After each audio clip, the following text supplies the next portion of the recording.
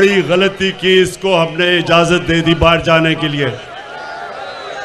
तो ये जब पख्तूनख्वा में जाता था तो कहता था इमरान खान किधर है नया पख्तूनख्वा। तो जब 2018 का इलेक्शन हुआ तो पख्तूनख्वा जो कभी दूसरी बारी किसी को नहीं देता, 2/3 अक्सरियत से तहरीक इंसाफ को उन्होंने वोट दी। क्यों वोट दी, ये मैं आज आपके सामने पेशन गोई कर रहा हूं। मंडी बहाउद्दीन कि ये जो सारे चोरों का टोला, डाकुओं का गुलदस्ता,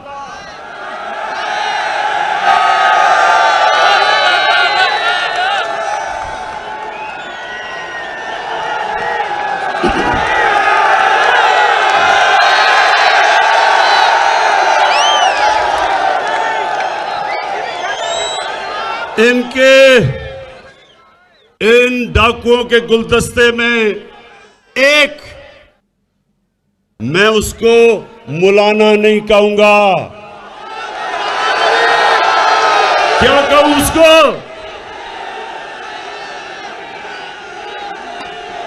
ये क्यों? ये डीजल क्यों सबको इकट्ठा करके हर 3 महीने के बाद कहते हैं गवर्नमेंट को गिरा दो। इसकी सबसे बड़ी वजह कि 30 सालों के बाद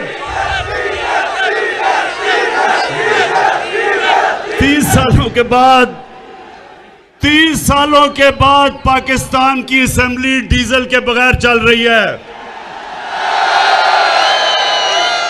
सोलर पे चल रही है। तो डीजल को एक तो ये मुश्किल पड़ी हुई है कि वो 12वां खिलाड़ी बना हुआ है। दूसरा, वो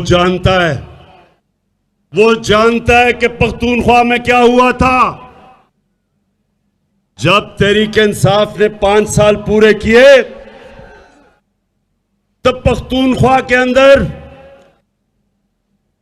बामुकाबला सारे सूबों के सबसे तेजी से गुर्बत पख्तूनख्वा में तहरीक इंसाफ के दौर में कम हुई थी। तो ये डरा हुआ है, और ये मैं नहीं कह रहा, ये यूएनडीपी उन्होंने किताब में सर्वे करके बताया है कि 2013 से 2018 में पख्तूनख्वा में सबसे तेजी से गुर्बत कम हुई थी। अमीर गरीब में फासला सबसे कम हुआ था। तो इसलिए मंडी बहाउद्दीन ये सब डरे हुए हैं। ये चोर, ये डाकू, और डाकू, ये सुन ले जरा बात, ये इमरान खान नहीं कह रहा ये डाकू हैं। 20 साल से एक दूसरे को ये डाकू कह रहे हैं। तो एक तरफ फजल रहमान इनको डरा रहा है कि जल्दी जल्दी किसी तरह इसको गिरा दो, नहीं तो 2023 का भी इलेक्शन गया। और दूसरी तरफ एक छोटा मियां है, एक तो बड़ा भगौड़ा मियां है, एक छोटा मियां है। अब छोटे मियां को क्या मसला पड़ गया है? मंडी बहाउद्दीन, वो छोटे मियां का एक तो दिल बड़ा कमजोर है, ऊपर से उसको पता चल गया कि मकसूद चपड़ासी के अकाउंट में 375 करोड़ रुपया कैसे आ गया। मंडी बहाउद्दीन, नौजवानों, आप जानते हैं मकसूद चपड़ासी कौन है? चले मैं जरा आज आपको इंकशाफ करता हूं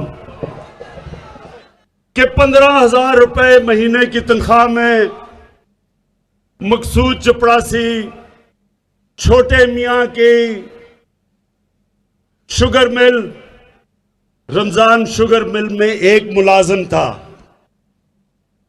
उसके बैंक अकाउंट में एफआईए ने पता चला, एफआईए को,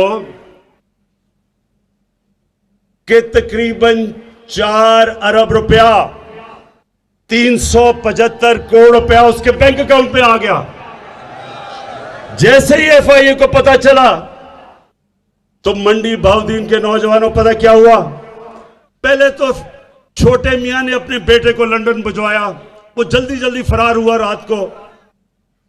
वो इनका स्पेशलिस्ट था पैसे इकट्ठे करने वाला, सलमान शहबाज, वो आज लंदन भाग गया। फिर मकसूद चपड़ासी को जल्दी से बाहर भिजवाया। जब नून लीग का दौर था तो अपने दामाद को छोटे मियां ने बाहर भिजवा दिया। हमारे दौर में नहीं, अपने नून लीग के दौर में बाहर भिजवाया। जब पता चला कि उसको सरकारी गवर्नमेंट के ऑफिस से किराया मिल रहा था, गवर्नमेंट के अदारे से, जबकि बिल्डिंग ही नहीं बनी थी, उसको बाहर भिजवाया। उससे पहले भगौड़े मियां का 2 बेटे नून लीग के दौर में बाहर भिजवा दिए। और आए सागदार को, मुंशी को कौन भूलेगा। उसको ये खाकान अब्बासी जब प्राइम मिनिस्टर था, अवाम के टैक्स के खर्चे पे अपने जहाज में इसने उसको बाहर भिजवाया। अब नौजवानों, मुझे ये बताओ कि अगर आपने चोरी नहीं की तो आपको डर किस चीज का है? पाकिस्तान की? हाँ, इमरान खान से डर है। इसलिए डर है कि इमरान खान की कोई कीमत नहीं। जनरल मुशर्रफ की तरह उसने आपको एनआरओ नहीं देना। केसेस आपके पुराने हैं, एनआरओ मेरे से मांग रहे हो, जिस तरह जनरल मुशर्रफ से लिया था हुदैबा पेपर मिल का। कोई डाकुओं को एनआरओ नहीं मिलेगा जब तक आप इस मुल्क का पैसा वापस नहीं करेंगे। जब तक, ये सुन लो, जब तक, मैं अपनी कौम के सामने वादा कर रहा हूं, जब तक मैं जिंदा हूं, मैं इनका पीछा नहीं छोड़ूंगा जब तक कौम का पैसा नहीं वापस करेंगे।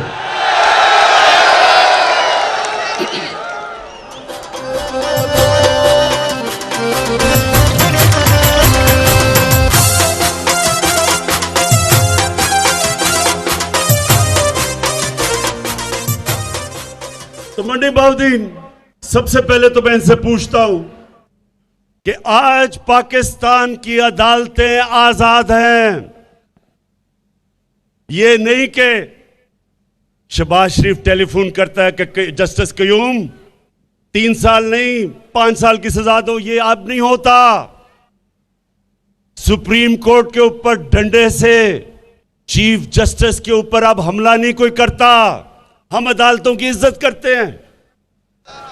उसको पहले जस्टिस सजाद अली को डंडों से अदालतों से भगाया क्योंकि वो करप्शन का केस सुन रहा था, और फिर ब्रीफ केस चले, कोयटा के बेंच को खरीदा गया, और अब मरियम साहिबा कहती है मेरे पास टेपे हैं। जितना दूजियां जमाता फिर बड़ा पिटना, जितना वही इमरान खान जितना दूजियां जमाता फिर बड़ा पिटना। जित जावे साडी तहरीक अज मेरा जी करदा ए, इमरान खान दे जलसे च अज मेरा नचने। कभी नौजवानों, कभी आपने सुना कि सियासतदान टेपे रखते हैं और टेपों से ब्लैकमेल करते हैं जजों को?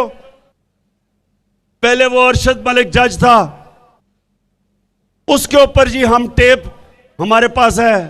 फिर पुराने चीफ जस्टिस के ऊपर एक एक टेप बनाई गई, एक फेक टेप बनाई गई अपने केस से बचने के लिए। ये पॉलिटिशियन नहीं करते, ये माफिया करता है। और इस माफिया का मेरी कौम ने मुकाबला करना है। आपने मेरे साथ मिलना है, मेरे पे छोड़े। मैंने इनका आपको बता दिया, जब तक जिंदा हूं इन चोरों का मैं मुकाबला करूंगा। अच्छा जी, अब ये जल्दी क्या है? अदमे इत्तेमाद वोट के लिए डीजल का तो हमें पता चल गया, जल्दी क्या है? शहबाज शरीफ को मकसूद चपड़ासी की मुश्किल पड़ गई है। उसे पता है कि जब भी ये केस सुना गया तो इससे तो वह बच सकता नहीं है। अगर हर जगह जी मैं बेकसूर हूं, अगर धेले की भी करप्शन साबित हो जाए तो मैं ये कर दूंगा, नाम बदल दूंगा। शहबाज शरीफ, अगर तुम बेकसूर हो, क्यों टाइम लेते हो अदालतों से? क्यों डे टू डे हियरिंग करो? हर रोज मेरा केस सुनो। जब मेरे ऊपर आपने सुप्रीम कोर्ट में केस किया था, क्या मैं बाहर भाग गया था? मैंने वहां खड़े होकर सुप्रीम कोर्ट में साबित किया कि मैं सादिक और अमीन हूं। एक एक जो दस्तावेजात सुप्रीम कोर्ट ने मेरे से मांगे मैंने दिए।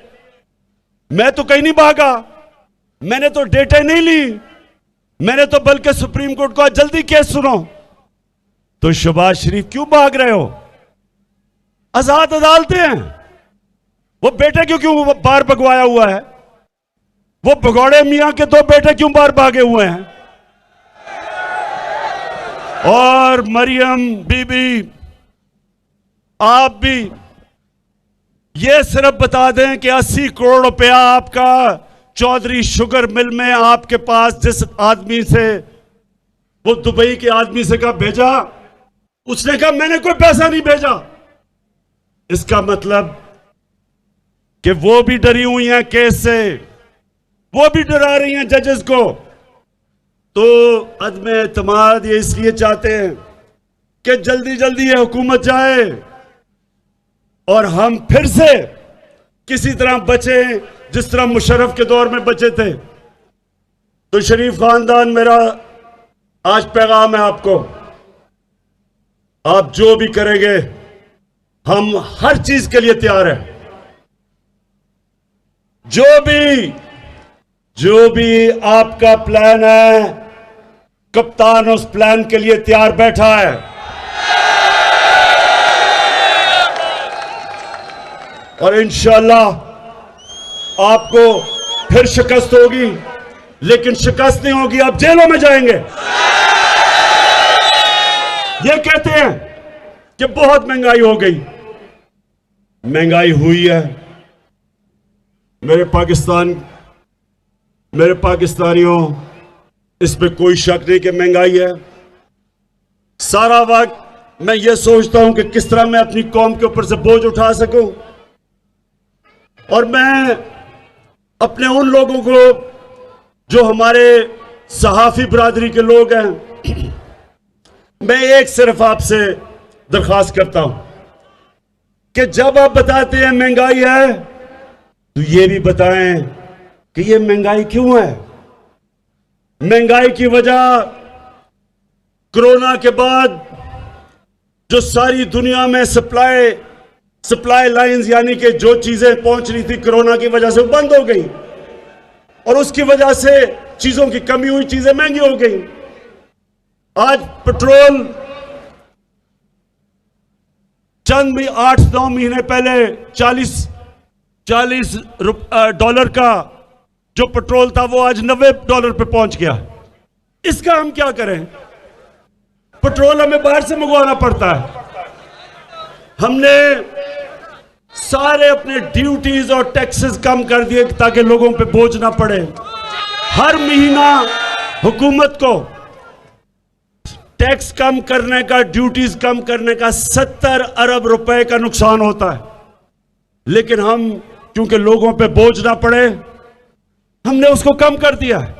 हम नुकसान ले रहे हैं। और इंशाल्लाह अभी और भी आपको चीजें बताएंगे कि कैसे आपके ऊपर बोझ कम कर सकते हैं। दूसरा, जरा ये सुने, पाकिस्तान में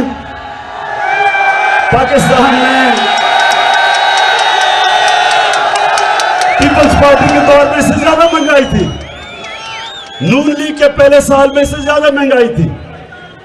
लेकिन अमेरिका में 40 साल के बाद सबसे ज्यादा महंगाई है आज अमेरिका में। बर्तानिया में 30 साल के बाद सबसे ज्यादा महंगाई है। जर्मनी में 26 साल के बाद आज सबसे ज्यादा महंगाई है। तुर्की में 20 साल के बाद सबसे ज्यादा महंगाई है।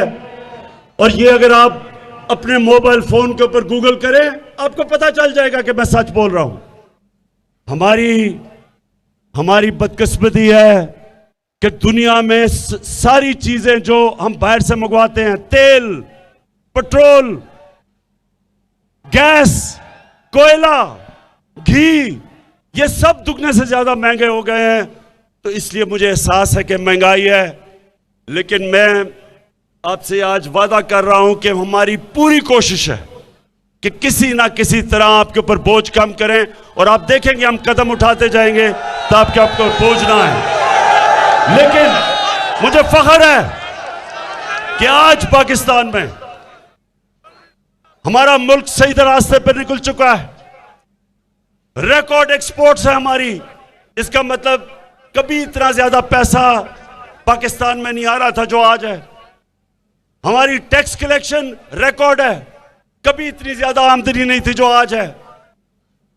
जो हमारे बैरून मुल्क पाकिस्तानी हैं, कभी इतना ज्यादा पैसा पाकिस्तान में नहीं भेजा जो आज उन्होंने भेजा है।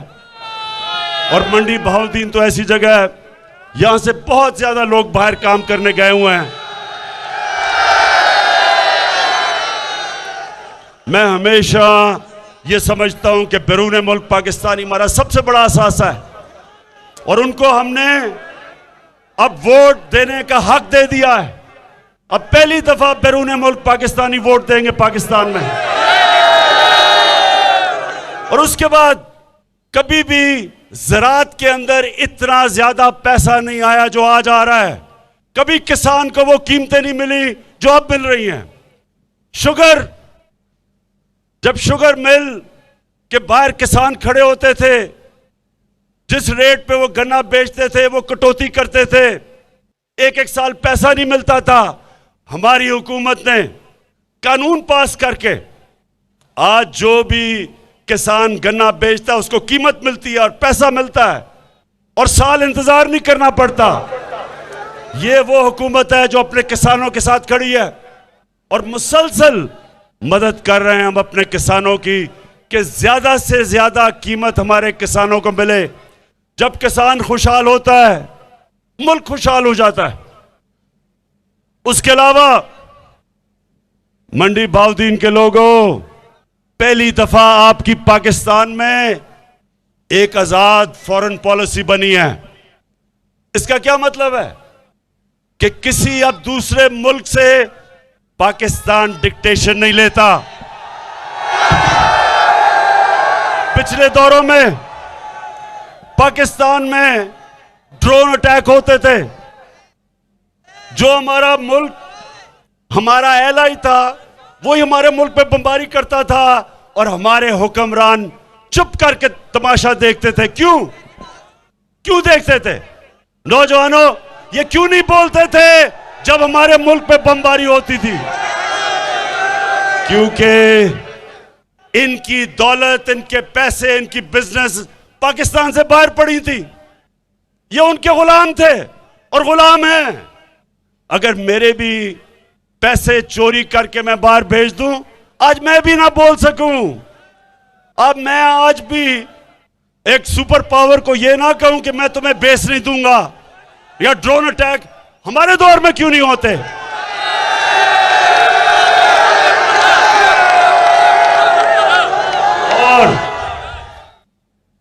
और मेरे पाकिस्तानियों, एक तो मैं इंतजार कर रहा हूं कि ये हमारे मुल्क में इंशाअल्लाह जो हम अपने नौजवानों के लिए आईटी के अंदर इंफॉर्मेशन टेक्नोलॉजी में जो इनकलाब लेके आ रहे हैं, क्योंकि हमारी नौजवान आबादी है, पहली दफा पाकिस्तान में 70% इंफॉर्मेशन टेक्नोलॉजी आईटी के एक्सपोर्ट्स बढ़ी हैं और इसके ऊपर हम पूरा जोर लगा रहे हैं। नौजवानों, इंशाअल्लाह जो रोजगार इससे मिलेगा, फिर हम 2 प्रोग्राम लेके आ रहे हैं आपके लिए कामयाब पाकिस्तान में। सूद के बगैर कर्जे अपने नौजवानों के लिए लेके आ रहे हैं ताकि खुद अपने लिए नौकरियां ढूंढ सके। और सबसे बड़ी बात, मंडी बहाउद्दीन के लोगों, ये कभी पाकिस्तान की तारीख में नहीं हुआ कि पहली दफा पाकिस्तान में हर खानदान को 10 लाख रुपए की हेल्थ इंश्योरेंस लेके आ रहे हैं। एक गरीब घर में जब एक बीमारी आती है,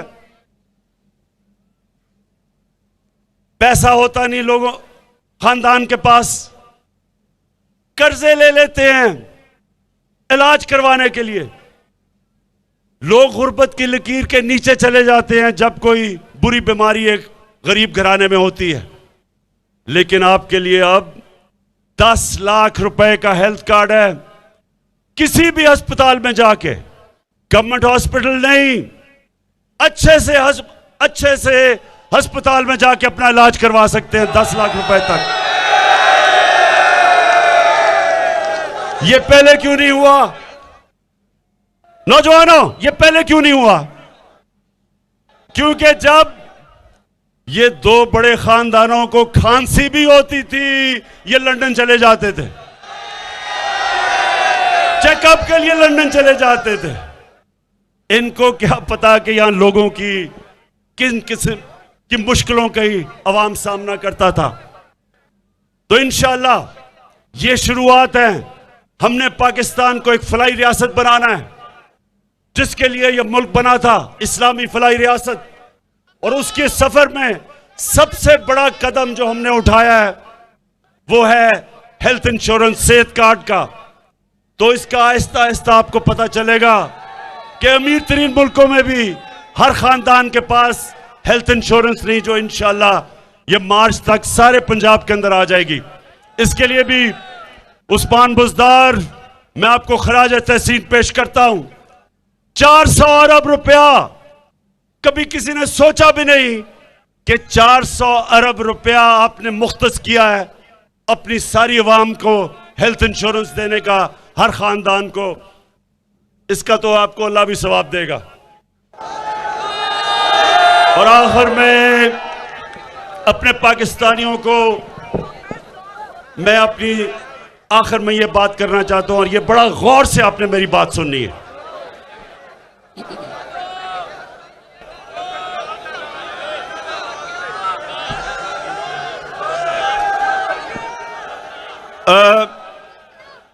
कुरान की आयत, मेरे नौजवानों, कुरान की आयत है, अमर बिल मारूफ व नही अनिल मुनकर। इसका क्या मतलब है? जब मदीना की रियासत बनी तो याद रखें वो 2 असूलों के ऊपर खड़ी हुई। एक था इंसाफ, कि नबी सल्लल्लाहु अलैहि वसल्लम ने कहा कि तुम्हारे से पहले बड़ी कौमें बर्बाद हुई, जिधर जब छोटा चोर चोरी करता था तो उसको जेल में डाल देते थे, लेकिन जब बड़ा डाकू चोरी करता था उसको आपका निजाम नहीं पकड़ सकता था, कौम तबाह हो जाती है। तो एक वो उसूल था, इंसाफ के ऊपर एक कौम खड़ी हुई। मदीना की रियासत, उसकी बुनियाद इंसाफ पर रखी गई। और दूसरा अमर बिल मारूफ।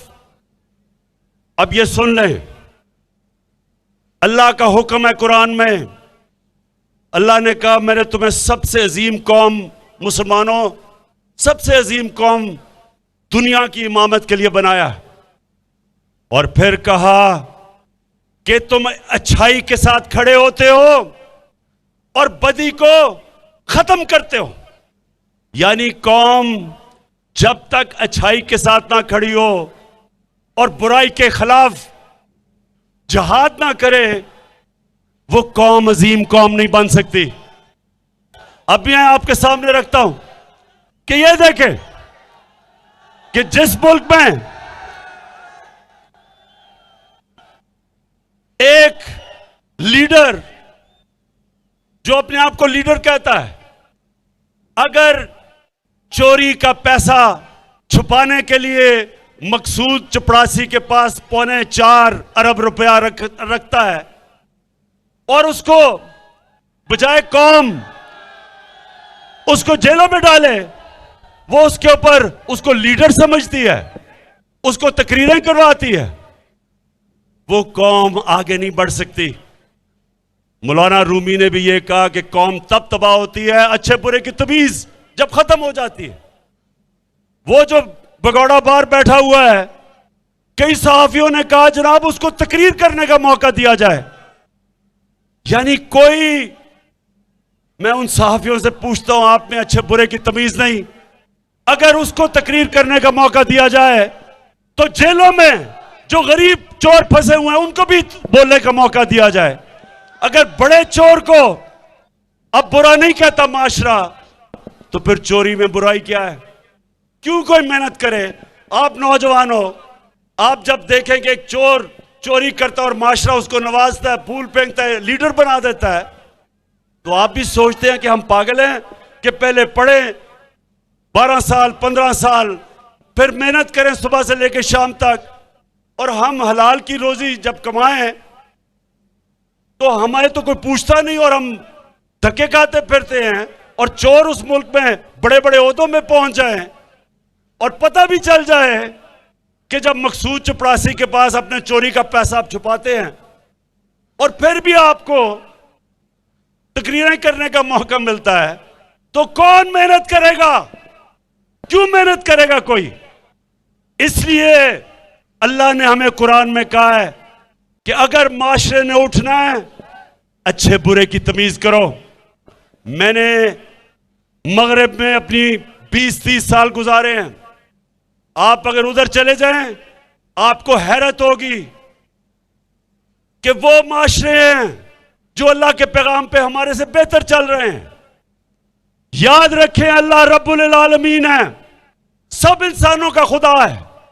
हमारे नबी सल्लल्लाहु अलैहि वसल्लम रहमतुल आलमीन है, सब इंसानों के लिए रहमत बन के आए थे।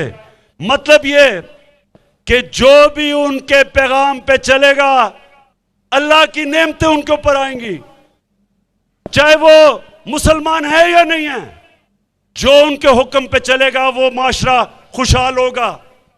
और जो माशरा, बेशक हम अपने आप को मुसलमान कहें, उनके अहकामात पे जब हम नहीं चलेंगे तो उस माशरे के ऊपर अल्लाह की बरकतें नहीं आएंगी। इसलिए कोई मेरी इन चोरों के साथ जाती दुश्मनी नहीं है, लेकिन मैं अपने मुल्क को एक अजीम मुल्क बन के देखना चाहता हूं, इसलिए मैं इनका मुकाबला कर रहा हूं।